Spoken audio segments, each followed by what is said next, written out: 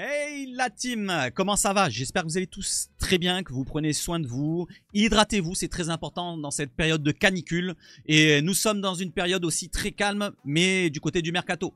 Le mercato est très calme depuis une semaine. Alors pour quelle raison? Je pense que c'est en préparation. Je pense que ça travaille quand même. Voilà, on va pas dire que c'est au calme plat du côté de la direction de Benassia qui est parti aux USA. On va en parler tout à l'heure. Et même Longoria, tout le monde travaille au club, vous inquiétez pas. On aura une belle équipe et je reste confiant sur ce domaine-là. Donc l'exercice comptable se termine au 30 juin et au 1er juillet, on passe sur l'exercice comptable de l'année d'après. Donc c'est à partir de ce moment-là qu'on pourra commencer à voir les grosses offres arriver et pourquoi pas les grosses recrues arriver, comme Medina qui serait en approche. On va en parler aussi avec un joueur qui est estimé du côté de Lens à 25 millions d'euros. On va en parler, ça me paraît très élevé comme somme.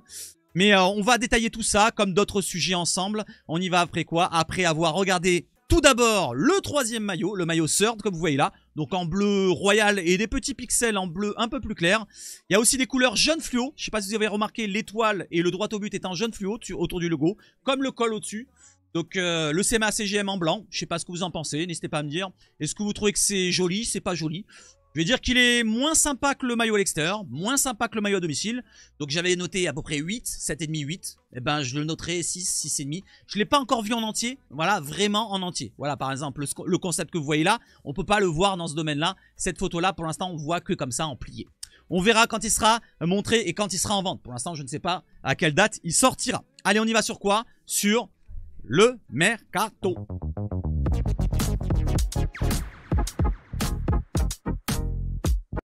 Et c'est parti. Alors tout d'abord, avant d'aller sur les joueurs, on va du côté de la direction et de la communication. Et oui, du côté de la communication du club, on a Bel Abbès Bouessi qui travaillait du côté du Bein Sport, journaliste et producteur, qui est fortement pressenti pour succéder à Elodie Malatré. Elodie Malatré, vous le savez, c'est celle qui était dans les conférences de presse. C'était la personne féminine qui donnait la parole à tous les journalistes. Vous vous en souvenez? Celle qui disait « Non, toi tu parles, non, toi tu parles pas ». Eh bien, il va probablement être remplacé, elle va être probablement remplacée par cette personne-là qui travaillait du côté de Bein. Il est pressenti donc au poste de directeur de la com et du protocole. On va attendre de voir quand il sera là à ce poste-là ou à un autre. Pour l'instant, il est probablement arrivé dans les dernières heures, les derniers jours. Et il y a une autre personne qui est arrivée ou va arriver. Alors, selon Thierry Cros, qui travaille du côté de RMC, il nous dit que Henrika Tarki est déjà au travail depuis une semaine. Selon Actu Olympien, qui nous relaye un autre média, je ne me rappelle plus lequel, je crois que c'est du côté de la Juve, Henrika Tarki, ancienne attachée de presse de la Juve, justement, est très proche de l'OM. Elle devrait rejoindre la communication du club. Donc du côté de la communication du club, on va changer de directive, on va changer de niveau peut-être, avec plus de professionnalisme et peut-être plus d'envergure, de rayonnement, point de vue européen et mondial. Parce qu'une personne qui travaille avec le Juventus de Turin, c'est pas comme si elle travaillait du côté de Lorient. Vous voyez ce que je veux dire? Donc on va attendre de voir si ça va faire du changement. Pour l'instant, sur le terrain, ça n'en fait pas. On va voir sur le terrain maintenant justement avec Benassia qui est parti du côté des États-Unis. Il était sur le match Benfica, j'allais dire. Non, Bayern contre Boca, avec des personnes comme Pogba autour de lui, Ribéry et d'autres personnes comme Matuidi, si je me trompe pas, au Hard Rock Stadium pour le match Bayern-Boca. On le voit. Donc Benassia qui est du côté des États-Unis. Il est en train de travailler là-bas. Pourquoi pas pour négocier avec des joueurs dans les recrues possibles pour l'Olympique de Marseille cet été. Ça serait pas mal parce qu'il y a de bons clubs là-bas et des bons joueurs à recruter. On enchaîne justement avec un joueur qui ne viendra pas du côté de l'OM. C'est Chris Anthony qui nous précise un journaliste. Alors apparemment c'était un journaliste de base pour Neymar, vous vous en souvenez? La rumeur que j'avais dit farfelu, eh ben c'était plus farfelu que ça. J'avais pas vu dans sa bio finalement, cet enfoiré, je dis bien cet enfoiré, c'était un compte fake et il nous dit quoi? J'invente des nouvelles et j'apparais dans les principaux médias montrant que les gens croient tout ce qui se dit sur internet. Donc c'est un compte troll, voilà, un compte parodique. Voilà, il se dit journaliste mais il n'est pas journaliste. Il invente des informations, voilà, qui peuvent être perçues comme vraies ou pas loin d'être la vérité et finalement tout le monde ou pas loin de tout le monde se trompe là-dedans. J'ai failli tomber dans le panneau. Moi, j'avais dit que j'y croyais que très peu. Mais voilà, j'ai bien fait de croire que très peu. Bah, finalement, c'est pas bien grave. On peut en rigoler. Donc, Neymar ne viendra pas du côté de l'OM. Il n'est pas suivi par les Olympiens. On enchaîne avec un autre joueur qui viendra ou viendra pas. C'est pas terminé pour Dario Osorio. Une des pépites, un des craquitos que j'aimerais bien voir du côté de l'OM en tant que doublure, pourquoi pas, de Mason Greenwood. Il est annoncé du côté de l'AS Monaco. Eh ben non, selon Seb Nonda de Foot Mercato, Dario Osorio ne serait pas sur le point d'arriver à Monaco. Donc c'est une bonne nouvelle. Le Chilien de 21 ans, l'ailier droit avec une patte soyeuse gaucher, qui joue à Midtjylland, si je me trompe pas, comme club, ne part pas du côté de Monaco. Donc pourquoi pas pour l'OM, ce serait un coup intéressant en tant que doublure, je dis bien doublure, rotation, concurrence d'un Mason Greenwood. Allez, on enchaîne, on va sur l'autre écran, let's go, cacao, on y va tout de suite. Et justement, quand je parle de doublure de Mason Greenwood, il y a d'autres postes aussi qu'on vise. Et c'est quoi les postes qu'on vise? Les postes visés. Un latéral droit pour concurrencer Murillo. Donc un latéral droit pour concurrencer Murillo. Actuellement, c'est Lirola. Lirola, on le sait très bien, on veut s'en séparer. Donc pourquoi pas pour concurrencer Murillo. On a parlé des Dodo, on a parlé des Mingueza, on a parlé des Tariq Lamptey, d'autres encore que j'oublie là. N'hésitez pas à me les dire dans les commentaires. Donc pourquoi pas trouver un concurrent d'un niveau idéal, ça serait le même concurrence pour que ça se concurrence bien et ça se pousse un petit peu vers le haut, ou alors même supérieur, moi je demande pas mieux. Au minimum, un défenseur central gaucher, voilà, donc pour remplacer Kondogbia qui a joué toute la saison pratiquement, ou alors pourquoi pas Cornelius, voilà, parce qu'on ne veut pas non plus Cornelius, ou Brassi qui était parti il n'y a pas cet hiver. Donc un défenseur central gaucher, on parle de Aguerd, de Medina, de Ben Sebani, même si c'est plutôt arrière-gauche si je me trompe. D'autres joueurs derrière comme Badiachil, voilà, je me trompe, et d'autres qu'on avait oubliés. Un milieu de terrain en fonction de l'avenir de Bennacer et Rongier. Et là, on pourrait rajouter pourquoi pas Kondogbia. Et oui, parce que Kondogbia, je ne sais pas si au club, on veut vraiment absolument le garder. De Zerbi, il veut le garder. Il avait même dit pourquoi pas même le prolonger dans une conférence de presse d'après-match. Donc moi, je pense que même Kondogbia, s'il part, il y aura un remplacement. Il y aura un remplacement, pas poste pour poste, mais au moins nombre pour nombre, avec peut-être un autre profil qu'un Bennacer, qu'un Rongier ou qu'un Kondogbia s'ils étaient amenés à partir. Pour l'instant, Bennacer, on ne sait pas si ça sera un prêt, on ne sait pas si c'est la Fiorentina qui va le récupérer. Et Rongier, on ne sait pas s'il va prolonger ou alors partir du club ou alors être écarté à la Mbemba. Du côté de l'ailier gauche pour remplacer Luis Enrique, oui, il nous en faut un. Pour l'instant, il est parti, on a juste Jonathan Rowe.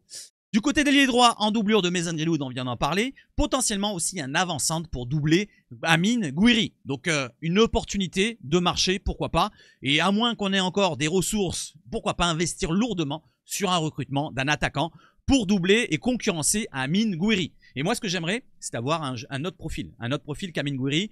Pas un joueur qui sera que dans la mobilité, dans les espaces, dans participer au jeu. Mais non, un autre profil qui serait intéressant peut-être pour être un point d'appui, un pivot, un joueur plus puissant. Ou alors autre chose, un joueur de profondeur, que de profondeur. Pourquoi pas? Il faut avoir un autre profil que à chaque fois le même profil, même si ça peut le faire aussi. Hein. Mais moi, j'aimerais bien avoir autre chose. Voilà, que ça apporte autre chose. Et pourquoi pas, si tu mets un autre profil avec Amine Gouiri, ils peuvent jouer tous les deux titulaires. On peut l'imaginer. Donc selon la Provence, voilà un petit peu le topo pour cet objectif de Mercato et ses postes visés. Du côté des joueurs visés maintenant, du côté de Medina, les négociations se poursuivent entre l'OM et Lens au sujet de Facundo Medina, 26 ans. Le défenseur central qui joue à 3 du côté de Lens, qui peut jouer arrière gauche dans la défense à 4, il l'a fait avec l'Albi Céleste. Il nous coûte environ, selon le RMC Lens, j'allais dire.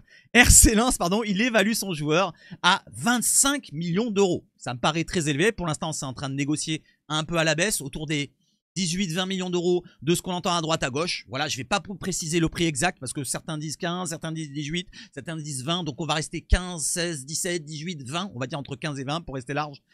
En plus de renforcer l'OM dans l'axe central, Roberto De Zerbi l'estime capable de couvrir aussi le poste d'arrière gauche. Je viens d'en parler. Le coach italien espère avoir le joueur pour la reprise du 7 juillet, donc pour la reprise des examens médicaux et pourquoi pas la reprise sur le terrain le 10 juillet. Et pourquoi pas d'autres joueurs derrière. Là, on parle que de Medina, mais d'autres joueurs pourraient arriver d'ici cette date-là. Donc entre le 1er juillet et le 10 juillet, il pourra arriver 1, 2, 3 joueurs. Voilà, on a l'habitude de voir ça dans les dernières années. C'est tout le temps comme ça que ça se passe. Donc ça n'a pas changé cette année. Voilà, pour ceux qui vous disent, je vous l'avais dit, eh ben c'est pas parce qu'ils vous l'avaient dit qu'ils avaient absolument une source ou une info. Non, c'est juste que c'est la logique.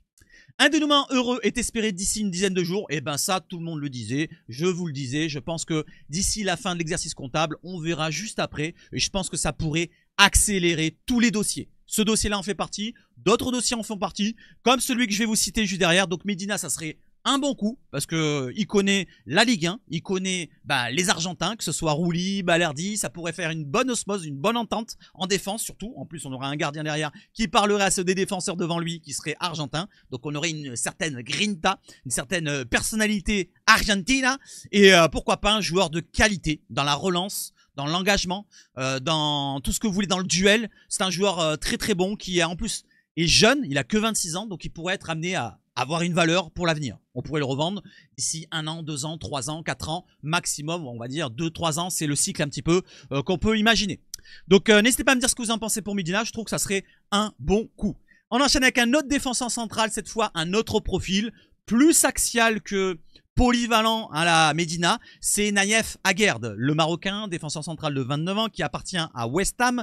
Il a un contrat jusqu'en juin 2027, valeur transfermarkt 18 millions d'euros, salaire actuel qui est assez élevé en ce moment, mais c'est dans la fourchette moyenne de l'OM, donc on peut se le permettre. Il réclamerait un salaire beaucoup plus haut de ce qu'on entend ici, donc ça pose déjà un petit souci sur le salaire. Et après, du côté du transfert, ben, pour l'instant, c'est comme je vous l'ai dit, c'est comme pour Medina, faut attendre début juillet.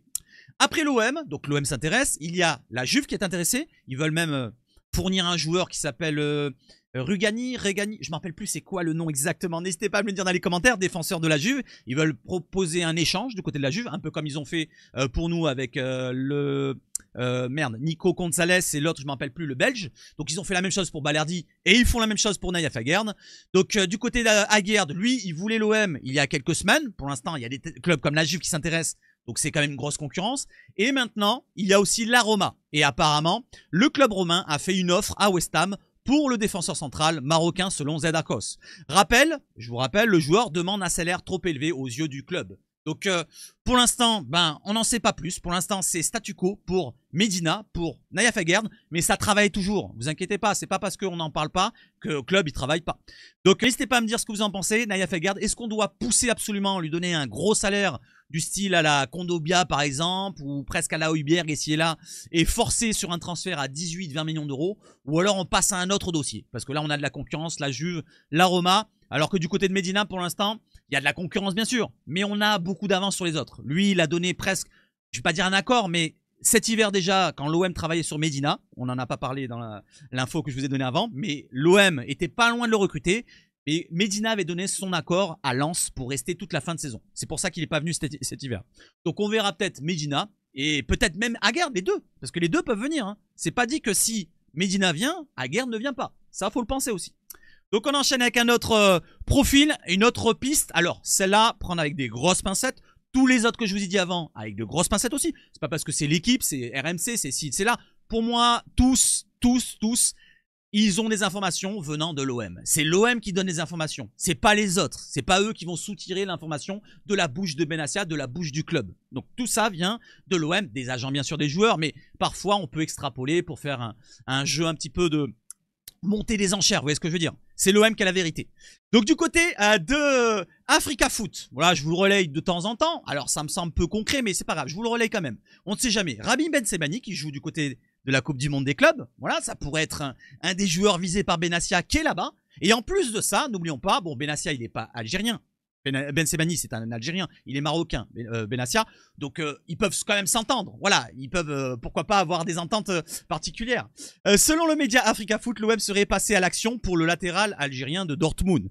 L'OM aurait formulé une offre de 15 millions d'euros. On va prendre avec de grosses pincettes et beaucoup de recul. Somme que le BFB Dortmund envisagerait de refuser. Naples serait également intéressé par le profil du joueur. Le contrat jusqu'en juin 2027, sa valeur transfermarkt 7 millions d'euros. Donc si on a proposé la moitié, le double, voilà, je sais pas jusqu'à combien on va monter, mais moi je monterai pas au-dessus. Je monterai pas au-dessus de 15 plus 1 ou 2 de bonus maximum. C'est un joueur qui a 30 ans déjà, même s'il a une grosse expérience.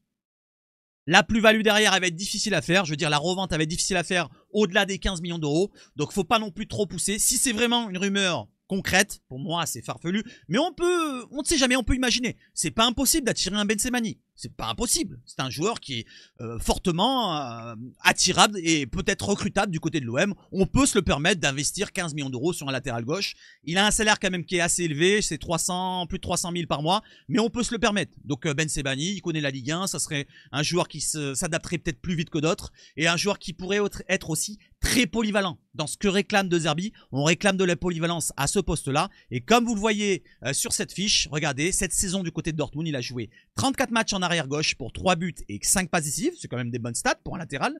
En défenseur central, il a joué 11 fois pour 2 passes décisives. Et en milieu gauche, 1 fois. Donc vous voyez qu'il a une certaine polyvalence. Et ça pourrait correspondre tout à fait au jeu que prône Roberto De Zerbi.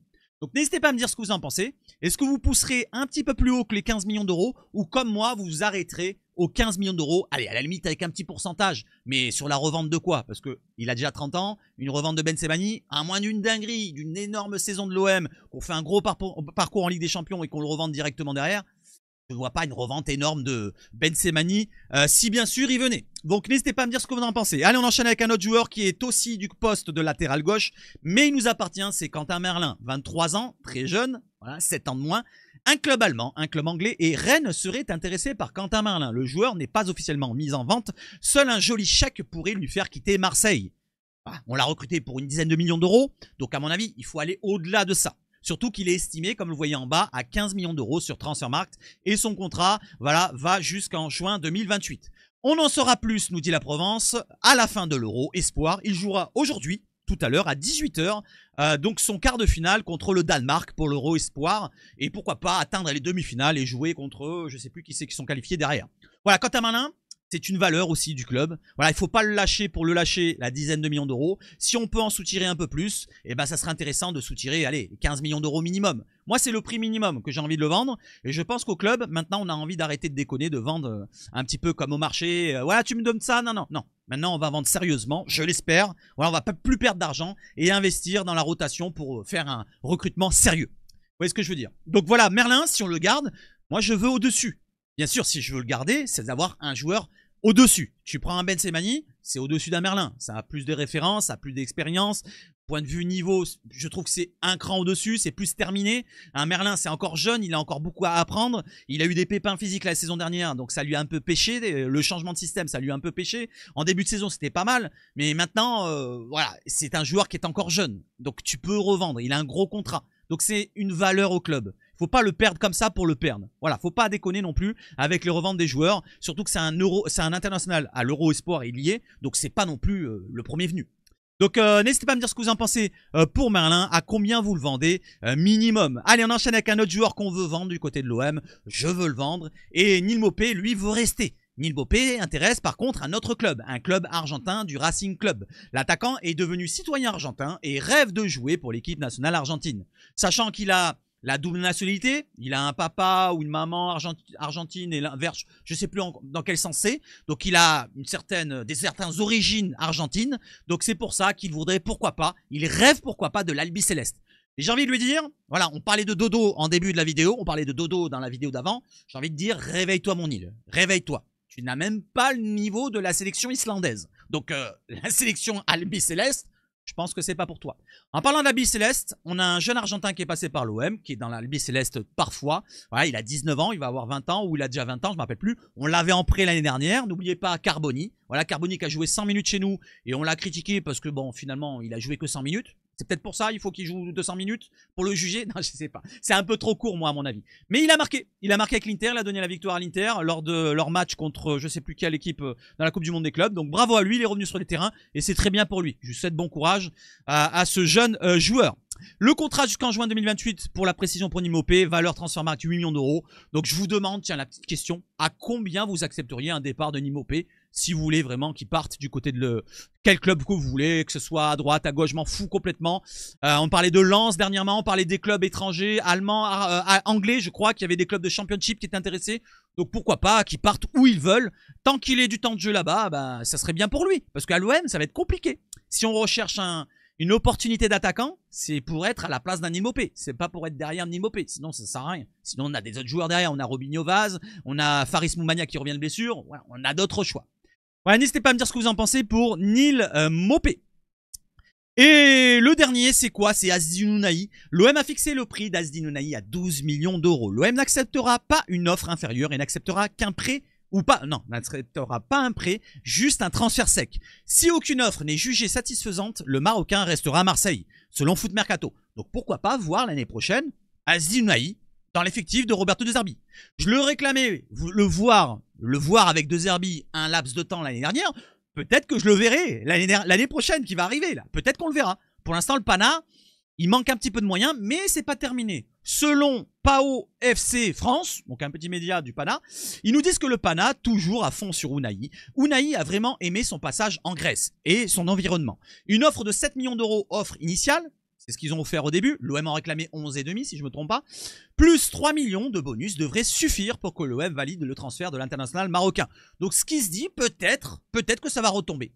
Ça m'étonnerait, je pense pas qu'ils vont investir lourdement comme ça. Mais voilà, donc c'est pas terminé selon le média grec. Voilà, on en reste là pour Unai. N'hésitez pas à me dire ce que vous en pensez. Est-ce que vous voulez le voir sous les ordres de De Zerbi ou alors vous voulez pas le voir du tout? On le lâche pour même pour 10 millions. Je sais pas, parce que là 12 millions, mais pour 10 millions, est-ce qu'il partirait? Je sais pas, peut-être. On peut imaginer que l'OM le lâche quand même pour 10 millions. Voilà les amis, je pense avoir tout abordé avec vous. Maintenant, je vais vous montrer juste ce que ça pourrait donner pour l'instant avec les noms des rumeurs qui sont tombées dernièrement dans les derniers jours. Voilà, donc je vous le montre vite fait. On va enlever Azin et on va montrer vite fait l'autre écran. Voilà ce que ça pourrait donner. Donc on a du côté du gardien, bien sûr, notre Geronimo Rulli. Murillo pour l'instant qui reste titulaire. Voilà, on parle pas d'autres joueurs. Semedo, ça semble trop cher en termes de salaire, les exigences qu'il a.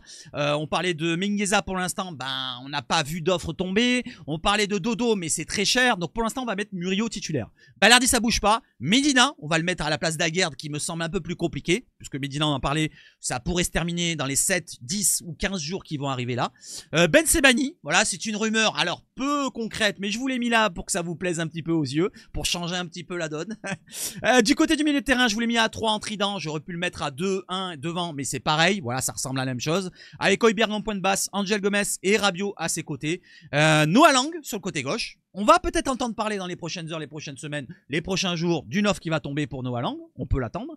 Et Mason Greenwood à droite pour Guiri en pointe. Ça, c'est l'équipe de départ. On peut imaginer aussi qu'il y a des remplaçants. N'oublions pas Jonathan Rowe à gauche. N'oublions pas la doublure de Greenwood. N'oublions pas toutes les doublures à tous les postes. Voilà, je vous ai montré juste un 11 qu'on peut imaginer pour voir un petit peu avec toutes les rumeurs qu'on entend dans les dernières heures, les derniers jours, les plus concrètes. Voilà les amis, je pense avoir tout abordé avec vous. Voilà, on retourne sur le gros écran. N'hésitez pas, le gros écran plutôt, à mettre un like, dislike si ça vous plaît pas. Abonnez-vous, cloche, pour être prévenu des prochains contenus. Je vous souhaite de passer une excellente fin de journée. J'allais dire non, il est 3 h du mat. Ou fin de nuit pour ceux qui vont la voir, ou alors je vais la programmer tout à l'heure. Bonne journée à vous les amis, et vive le foot chez Sabat Foot. Merci encore aux membres que je vais remercier maintenant dans l'alerte, et c'est parti. Merci à Yen, merci à Mitroglou, merci Main Sud, merci Verbal, merci Nicolas, merci Kilou, merci JC, merci Phil, merci Mathias, et on passe à l'autre écran. On y va. Merci à 100% OM, merci à Mamad Lamine, merci à Memsaken, merci à Christophe, pardon, merci à Serge, merci à Fred, merci à John OM, merci à Kamel. Merci à toutes et à tous et vive le foot chez Sabache Foot et surtout, allez l'OM!